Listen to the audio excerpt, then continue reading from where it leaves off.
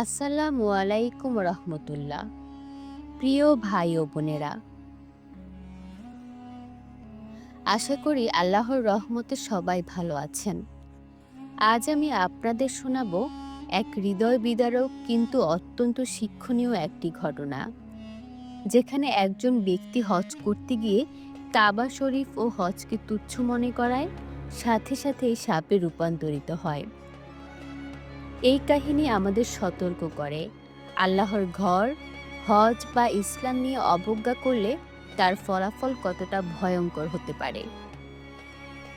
ঘটনাটি বহু বছর আগের। বাংলাদেশের এক ধনী ব্যবসায়ী হজ করতে যান মক্কা শরীফে। সবকিছুই ভালো চলছিল। তাওয়াফ, সাই, আরাফাত সবকিছু ঠিকঠাক মতো করে তিনি ফিরে এলেন দেশে।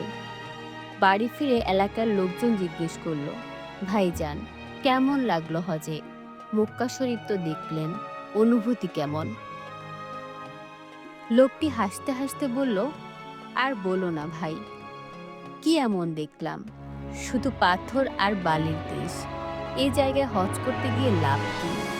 এমনিতেই খরচ, কষ্ট, ভিড় কিছুই ভালো লাগেনি।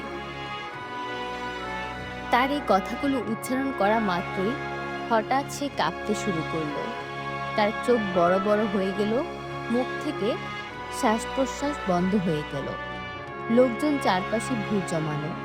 কেউ কিছু বুঝে ওঠার আগেই তার শরীর বাঁকতে শুরু করলো, হাড়গুলো যেন মুচড়ে গেল। মাত্র কয়েক সেকেন্ডে সে একটি সাপের আকার ধারণ করলো। মানুষ ভয়ে চিৎকার করে ছুটে পালালো। কে যেন বলল, এটা নিশ্চয়ই কাবা শরীফকে অপমান করার গজব। আরও একজন বলল, এ হলো হজ নিয়ে ঠাট্টা করার পরিণাম। প্রিয় ভাই ও বোনেরা, হজ ইসলামের 5টি স্তম্ভের একটি। এই হজ আল্লাহর ঘরে যাওয়া, তাওবার স্থান, ক্ষমার দরজা। এটা কোনো দুনিয়ার সফর না, এটা আখিরাতের সফলতার চাবিকাঠি। আল্লাহ তাআলা বলেন, যে কেউ আল্লাহর নির্দেশসমূহের সম্মান করে, নিশ্চয়ই তার হৃদয়ের তাকওয়াই প্রমাণ। সূরা হাজ আয়াত 32। আর কেউ যদি এই মহান স্থান ও ইবাদতকে তুচ্ছ মনে করে, তবে সে নিজেই নিজের ধ্বংস ডেকে আনে। প্রিয় দর্শক, আপনি কি কখনো হজ করতে যেতে চেয়েছেন? তাহলে নিচে কমেন্ট করুন, ইনশাল্লাহ আমি একদিন হজে যাব। সে ব্যক্তি যখন সাপে রূপান্তরিত হলো, তখন এলাকার এক আলেম বললেন, এই ঘটনা যেন আমাদের সকলের জন্য শিক্ষা হয়। হজ, কাবা, ইসলাম এগুলো নিয়ে কেউ ঠাট্টা করলে তার পরিণাম আল্লাহর পক্ষ থেকে হতে পারে খুবই ভয়ঙ্কর। এই ঘটনার পর থেকে অনেকেই তওবা করেছে, অনেকে কেঁদেছে, অনেকে কাবা শরীফের ছবি দেখেই বলে, ইয়া আল্লাহ, আমাকে হজে নেওয়ার তৌফিক দিন। ভাই ও বোনেরা, আমরা যেন মুখে কখনো এমন কিছু না বলি যেটা আমাদের দুনিয়া ও আখিরাত ধ্বংস করে দিতে পারে। সব সময় মনে রাখুন, আল্লাহর ঘরকে সম্মান করা মানে নিজের ঈমানকে রক্ষা করা।